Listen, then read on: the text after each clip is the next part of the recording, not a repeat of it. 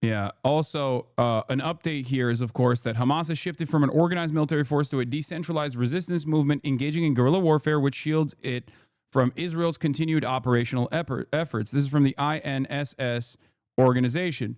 In other words, occupying territory in Gaza or conducting additional military maneuvers is unlikely to bring Hamas to the point of collapse. Rather, this reality may lead to a prolonged and effective guerrilla warfare against IDF forces. After months of unprecedented strain, the IDF is showing signs of fatigue, most evident in the harm to the individual and a decline in discipline. This combo creates fertile ground for unethical and unprofessional behavior, a phenomenon that is likely to increase over time. Unethical and unprofessional behavior within the genocidal occupation army, by the way. If you need to occupy the Gaza Strip without completing the ethnic cleansing campaign, you're going to meet a lot of resistance because you have to have soldiers there on the ground. Israel can only fight wars from the air against a captive civilian population. Israel can only engage in mass slaughter by dumping 7 nukes worth of munitions on a tiny sliver of land. That's the only way they can actually fight and achieve military success. They cannot continue to militarily occupy the Gaza Strip as long as there are Palestinians there, because they will always take up arms and they will always smoke the Israeli occupying force troops that are illegally occupying the Gaza Strip, that are engaging in a genocide, the crime of all crimes. And that's where we're at. In the time frame of this failed ceasefire collapse negotiations and Israel implementing its final solution once again in the Gaza City, as it started this past week, Palestinian resistance forces have still actively been able to smoke Israeli troops. Al-Qassam brigades carried out an unprecedented infiltration and abduction operation on a new occupation base near Khan Yunis, involving somewhere around 14 to 20 fighters. Their Nukba forces are still in operation. Okay? This is their special operations unit. The very fact that Hamas still has special forces operations that they can conduct is insane 22 months into a genocide. Face-to-face battles occurred, and there are reports that the AQB fighters even carry stretchers with them. They were trying to take more prisoners of war, which, of course, Israel got very mad about. And they were like, whoa, you can't do that. Look, they're trying to do an October 7 again, which is insane, by the way. What do you mean, October 7 again? Kidnapped from a tank? How dare you kidnap this big, beautiful civilian from a tank, I say. No, man, that's a genocidaire in a fucking tank, in a $30 million Merkava tank that's like crushing orphans and blowing up their homes. The fuck do you mean? That's a prisoner of war. That is a valid and just, moral and legal military operation being conducted against a genocidal occupation. What the fuck do you mean? Al-Qassam brigades. Our fighters raided this morning a newly established enemy site southeast of Khan Yunis city with a Qassam force consisting of an infantry faction. Our fighters stormed the site and targeted a number of Merkava 4 guard tanks with several incendiary devices, commando action devices, and Al Yassin 105 shells. Our fighters targeted a number of houses where occupation soldiers were entrenched, hitting them with 6 shells against fortifications and personnel and machine gun fire. Our fighters stormed the houses and eliminated a number of occupation soldiers inside at zero distance with light weapons and hand grenades. Our fighters sniped the commander of a Merkava 4 tank, fatally wounding him, and shelled sites surrounding the operation location with mortar shells to cut off reinforcements. They also targeted the site with mortar shells to secure the fighters' withdrawal. Upon the arrival of the rescue force, one of the martyrs detonated himself among the soldiers, causing casualties and injuries. The attack continued for several hours, and our fighters observed the landing of evacuation helicopters. From what I can gather, says Bronzer Berry, one of the only OSINT accounts that I trust, from what I can gather, the only reason why the Al-Qassam Brigade unit ended up retreating when they did is because those cowards had to call in warplanes to battle them. For your information, Israeli accounts started spreading pictures of a resistance fighter surrendering while facing a wall. I'm seeing comrades post now too. The pic is from 2023. This morning's incident is extremely serious and shows the weakness of Shin Bet and military intelligence in the area, says Maariv. In Khan Yunis, there is an infrastructure of high-quality Hamas forces challenging the IDF. The fighting to hunt them down is complex and difficult.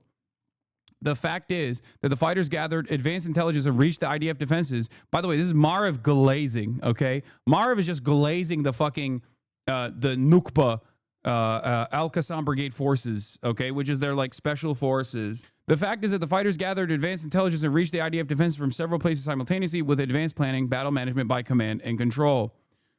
The findings of this attack are very worrying. This is not an isolated incident. There's a similar incident that is not being talked about What happened 2 days ago in Beit Hanun under Division 99 from Walla. In this case, too, the assessment is that they tried to exploit an operational opportunity to kidnap soldiers. Hamas's audacity has increased. Kidnap soldiers is so funny. You don't kidnap soldiers, okay? You kidnap prisoners of war. What do you mean? The Israeli outlets and the way that they cover these things is so funny. It's like even a soldier that is in the process of doing a genocide against a captive civilian population that is mostly just killing children and women, okay, by their own admission, by the way, is still a civilian, apparently, a baby, a former baby. Hello? This is a former baby that you're kidnapping from a tank.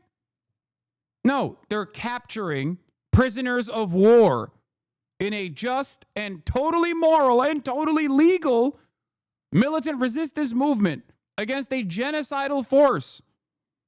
What an absurd standard. What an absurd dual standard that we have to exist under here.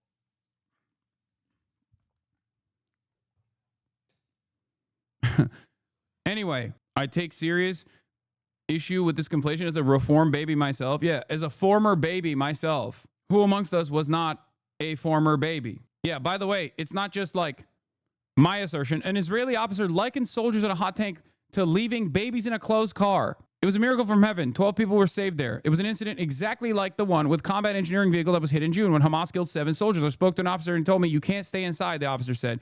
Every summer, we talk about how you can't leave babies in a closed car unless they are Hamas babies. Here, soldiers are sitting in an armored vehicle. The air conditioners don't work because for 2 years this vehicle has been driven relentlessly and they have to open the hatch. It doesn't cool, but at least it lets in air. Imagine what a soldier goes through wearing a flak jacket and helmet in 30 centigrade heat when the temperature inside doubles. Okay, I have a solution. Don't fucking do a genocide. Yeah. The reason why he's talking about this, by the way, the reason why this Israeli officer is talking about this is specifically because they keep their hatches open, and you've probably seen those videos of the Palestinian resistance forces running up to armored personnel carriers and Merkava tanks and just going, Kobe, and dumping a fucking IED right in there and just killing like 7 of them at the same time, okay? Turning a $30 million tank into a fucking coffin. Why? Because it's too hot in the fucking tank. Also, I'm not a fucking tactical military guy by any means, but what the fuck are you doing in an urban environment with a tank with no infantry support? That's the whole thing. But these guys are so scared to get out of the tank to do infantry support because they're going to get fucking sniped. So for that reason, they sit in the fucking tank. And the tank is too hot. So it turns into a $30 million metal coffin for the fucking diaper force. Don't give the dumbasses tips on how to do genocide better. Brother, trust me, if you think I'm aware of this, you think Israeli military commanders are not aware of this? Of course they're aware of this. They just can't there is no interest in maintaining any sort of like tactical discipline because it's not a real fucking state versus state war. It's not even a remotely just war. I'm not even talking about no like fucking no war but class war shit here, okay? Like it's not even war fighting in the way that like you understand it. It's just a genocide. That is precisely the reason why these dudes hold the fattest fucking L's anytime they go up against a person that is not a child, a baby, that is like holding on to a crumb of fucking aid. Really big story breaking in Israel. Soldiers at a base got hot and then diarrhea from the bad food. So they called their moms who complained, organized a parents' commanders meeting, and took their children, their words, not mine, home for a long weekend. It's just like what do you, this is like even more insane than the American military airlifting Burger Kings, like mobile Burger Kings, into a fucking forward operating base so that our fucking incompetent dipshits can still feel at home. You know, this is like this is an even more insane version of that because they're conducting a genocide 40 miles away from their home, from their mommies. It's like going to summer camp. But instead of fucking, you know, I don't know, playing cornhole, you're just murdering children. Soldiers left without air conditioning again in extreme heat. The IDF's outrageous explanation and an apology. Last week, at the height of that and the record-breaking heat wave hit the country, the electricity at the Ranger base near Eilat went out, and the soldiers were forced to deal with the weather without air conditioning. The water supply was disrupted and moldy. Inedible food was served. After many complaints from soldiers and their parents, it was decided to release the soldiers from the base for the weekend, except for one company that remained on guard duty at the base. A mother of a daughter who serves at the base in training for a company commander course told Ynet about the poor conditions at the base, even in everyday life. The conditions there are generally shocking. If the girls eat there in the dining room, they immediately get diarrhea. We buy her everything she needs for the base, canned goods and hot meals. The main thing is that they don't eat there. Yesterday, friends from Eilat brought them food, especially because they were in the field. They complain about the kitchen nonstop. She's constantly hungry. I'm famished after a long day of murdering children. She also did basic training there and has already lost 8 kilos during her service. Still dealing with the planned outages, a parent of a female soldier in observer training said the commander did not apologize.